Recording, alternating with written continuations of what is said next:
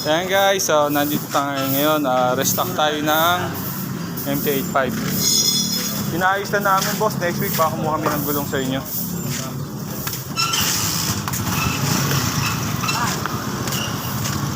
So ayan yung mga items natin ngayon.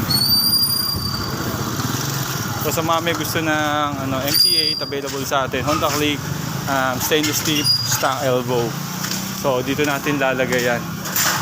Yan, nagliligpit na tayo nung shop natin ngayon. Pupunuin natin to later ng box. Ito yung mga helmets, dito yung mga MT8 natin, ayusin natin lahat. Sa labor pa lang, ano na yung sa 250. Hi guys, welcome to Prime Auto Parts and Accessories. So nandito na naman tayo for another DIY video. Ito actually may DIY video na tayo nitong papakita natin ngayon. Soundcheck tayo na lang yan. Soundcheck for MT8 stainless steel stock elbow for Honda Click version 2. So ayan. Ayan. Stainless tip siya na MT8, pakita mo to.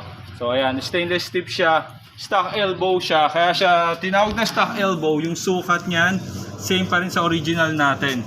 So dito tayo, tutok mo dito. Magsa-sound check na lang tayo guys.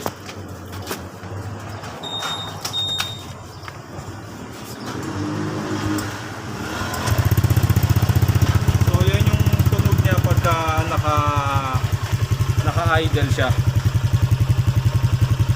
Try natin i-read.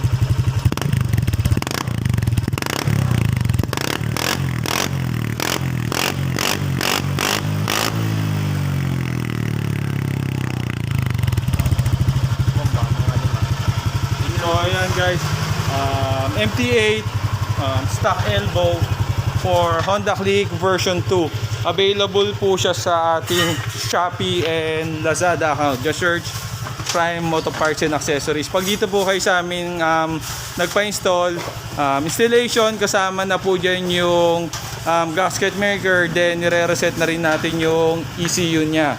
So lahat yan kasama na sa package yan. Maraming salamat po.